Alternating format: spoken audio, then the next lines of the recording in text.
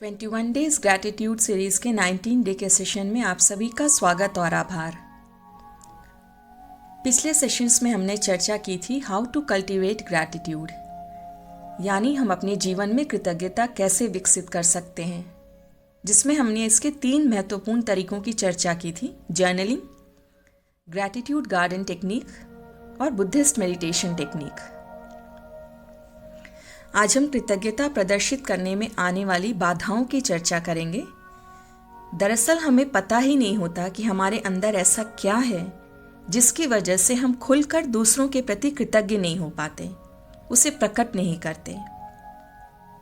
अगर हम इनके बारे में अच्छी तरह समझ लें तो सजगता पूर्वक उन आदतों को, अपने व्यवहार को ठीक कर सकते हैं और लोगों, चीज़ों और घटनाओं के प्रति अपना रवैया बदल सकते हैं। आइए एक एक करके इनको समझते हैं।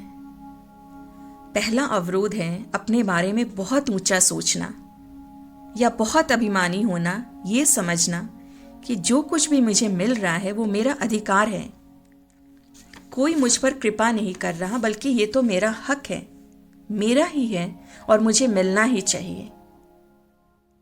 जिन लोगों में कृतज्ञता नहीं होती है वे बहुत ज़्यादा आत्म केंद्रित होते हैं, या यूं कहें कि स्वार्थी होते हैं। वे सिर्फ अपने बारे में सोचते हैं, अपनी प्रशंसा सुनना चाहते हैं और चाहते हैं कि लोग मुझे जानें, मेरा नाम हो, मुझे सब पूछें। कुल मिलाकर ये अपने में ही मगन रहते हैं। ऐसे लोगों में दूसरों की भावनाओं को समझने की क्षमता ही नहीं होती, जो कि एक खूबसूरत रिश्ते की सबसे बड़ी जरूरत होती है, जिसके बिना कोई रिश्ता चल ही नहीं सकता।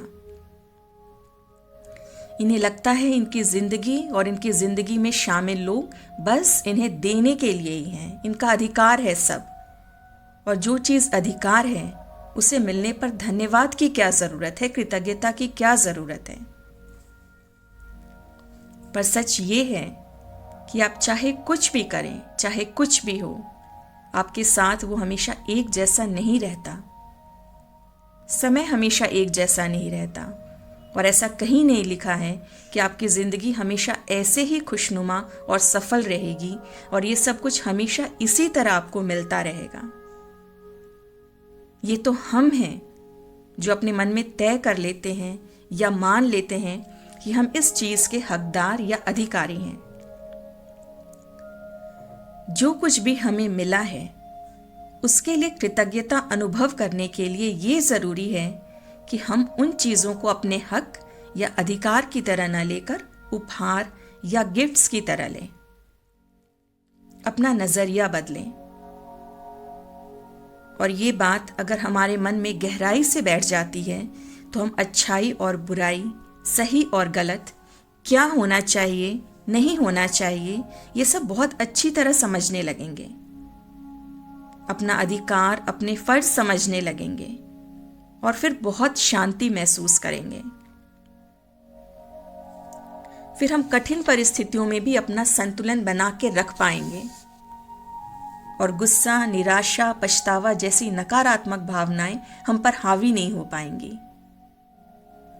आप किसी भी परिस्थिति में ये आशा नहीं रखेंगे कि ये मेरा है, ये तो मुझे मिलेगा ही, और फिर तब जो मिलेगा उससे आप खुश नहीं बल्कि बहुत खुश होंगे, और उस खुशी में आश्चर्य और आनंद का तत्व भी मिला होगा, और फिर आपको कृतज्ञता का सही अर्थ समझ में आ जाएगा। एक जर्मन फिलोसोफर ने कहा है कि एक अकृतज्ञ, ईर्ष्यालु और हमेशा शिकायत करने वाला व्यक्ति खुद को असहाय कर लेता है। उसका ध्यान हमेशा इस बात पर रहता है कि उसके पास क्या नहीं है, या फिर इस बात पर कि दूसरों के पास क्या है, और वो तुलना करता है कि जो दूसरों के पास है वो उसके पास नहीं है। और इस तरह की नकारात्मकता के कारण वो अपनी दुनिया और आसपास के माहौल में एक तरीके से जहर घोल लेता है। ऐसा व्यक्ति दूसरों से तुलना के आधार पर अपनी पात्रता या वर्थ निर्धारित करता है कि उसे क्या मिलना चाहिए और नकारात्मक होता जाता है, क्योंकि वह हमेशा निराश और कुंठित रहता है कि उसको अपनी क्षमता के हिसाब से नहीं मिल रहा है। इससे क्या होता है कि वो ब्रह्मांड की ऊर्जा को अपनी नकारात्मक भावनाओं से दूषित या संक्रमित कर देता है। सोचिए, आप ये कैसे तय करते हैं कि आपको क्या मिलना चाहिए? दूसरों को देखकर ही ना, कि उनके पास क्या है जो मेरे पास नहीं है। क्या ये सही है? क्या ये अपनी क्षमता को मापने का सही तरीका है? नहीं ना। तो यही था हमारा पहला अवरोध। पर क्या हम इस नजरिए को बदल सकते हैं? बिल्कुल बदल सकते हैं। लगातार अभ्यास करने से, सजग रहकर विचार करने से कि हम क्या सोचते हैं, हम क्या करते हैं, और फिर उसमें लगातार बदलाव लाकर हम ऐसा कर सकते हैं। दूसरा अवरोध है तुलना, और इसे तो हम अच्छी तरह से जानते हैं। अपनी तुलना दूसरों से करना, अपनी सैलरी को दूसरों से कंपेयर करना, अपने स्टेटस को दूसरों से कंपेयर करना, अपने बच्चों की आपस में या दूसरे बच्चों से कंपेयर करना, आप अपनी छुट्टियां कैसे बिता रहे हैं इसकी भी तुलना दूसरों से करना। इसके अलावा साड़ियां, ड्रेसेस, ज्वेलरी का कंपैरिजन, हम इसे कैसे भूल सकते हैं? जब भी हम तुलना करते हैं, हम अपने को मिले गिफ्ट से खुश नहीं हैं, उसकी सराहना नहीं कर रहे, उसका आनंद नहीं ले रहे। और इस बात को अच्छी तरह से दिमाग में बिठा लें कि तुलना करना भी एक तरह से कृतज्ञ नहीं होना है। ऐसे में मेरा सुझाव है कि आप मिरर के सामने खड़े हों, अपनी आंखों में झांकें और खुद से कहें कि मुझे याद दिलाएं कि जब भी मैं किसी से किसी की तुलना करूं, मुझे सतर्क करना, ताकि मेरा मन मुझे याद दिलाए, टोके कि तुम तुलना कर रहे हो, कृतज्ञता नहीं दिखा रहे हैं। इसका अभ्यास करें और करते रहें, ताकि जब भी ऐसा हो वो आपको याद दिला दें, क्योंकि तुलना करना एक तरह से अकृतज्ञता ही है। अब तीसरे और अंतिम अवरोध पर आते हैं। ये इतना कॉमन है कि हमारा ध्यान नहीं जाता है इस प्रॉब्लम की तरफ, और ये है you are suppose to attitude. ये सोचना कि ये आपका काम है। हम अपने मन में ये तय कर लेते हैं कि कौन सा काम किसका है। ऐसा अक्सर पति पत्नी या पार्टनर्स के बीच देखा गया है। परिवार में हम ये तय कर लेते हैं कि हस्बैंड ये काम करेगा, वाइफ ये काम करेगी, और ये काम उन्हें ही करना है, और यहीं से समस्या शुरू होती है। जैसे घर के काम ज्यादातर पत्नी की जिम्मेदारी होती हैं, तो इसे उनका काम मान लिया जाता है। उसे वो कितनी मेहनत, प्रेम और लगन से कर रही है, उसे कोई नहीं सोचता।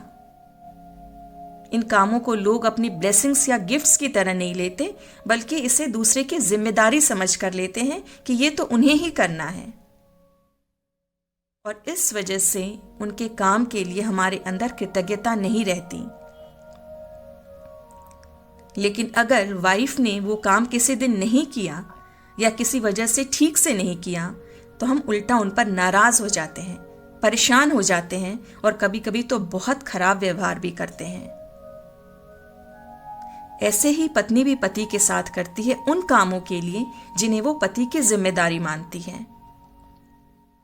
पर ये किसने निर्धारित किया है? ये प्रोटोकॉल किसने बनाया है कि कौन क्या करेगा? इसे बनाने वाले भी तो हम ही हैं ना।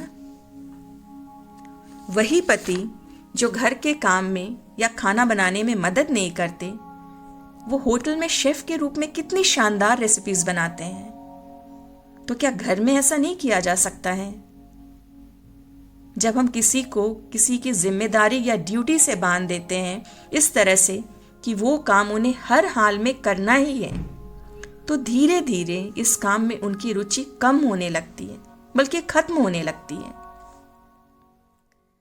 अक्सर हाउसवाइफ्स जो पूरा समय सबकी देखभाल में लगी रहती हैं, हम उनके काम को उनकी जिम्मेदारी और अपना हक समझकर उनकी मेहनत और उनके हुनर की कोई कद्र नहीं करते, उस पर ध्यान नहीं देते।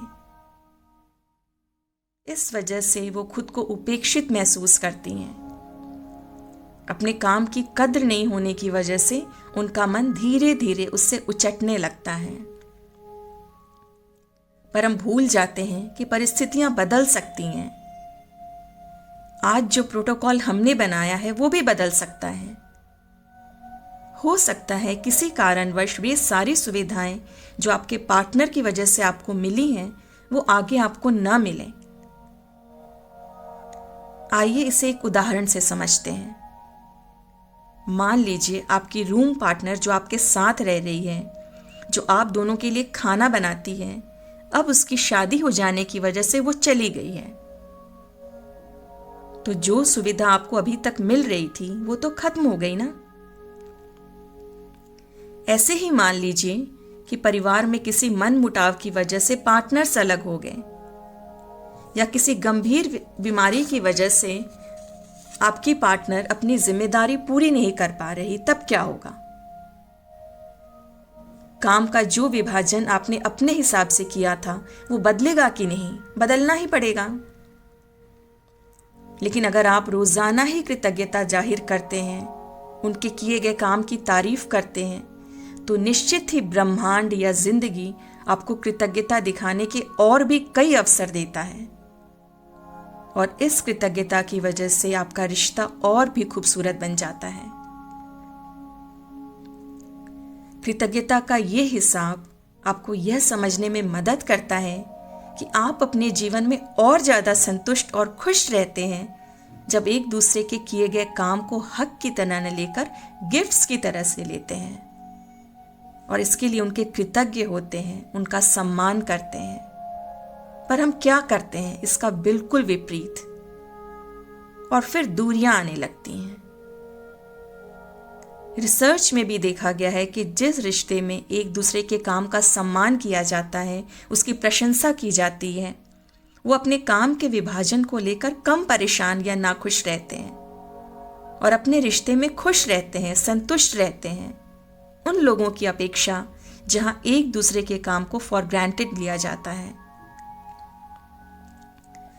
जब आप कृतज्ञता दिखाते हैं तो दूसरे को अपना काम लगता ही नहीं, वो और उत्साह से उसे करता है और दोनों का रिश्ता मजबूत हो जाता है। हम सामाजिक प्राणी हैं, परिवार में रहते हैं, और हमें हमेशा ही छोटी बड़ी बातों के लिए एक दूसरे की जरूरत होती है। अब ये हम पर निर्भर करता है कि हम ईश्वर के इस आशीर्वाद को कैसे ग्रहण करते हैं। तो आज हमने कृतज्ञता प्रदर्शित करने में आने वाली 3 बाधाओं के बारे में जाना। पहली, जब हम हर चीज को अपना हक समझकर देखते हैं। दूसरी, जब हम दूसरों से अपनी तुलना करते हैं। और तीसरी, जब हम दूसरों को किसी जिम्मेदारी में बांध देते हैं। सोचें और देखें कि हम इनमें से क्या और कितनी बार करते हैं।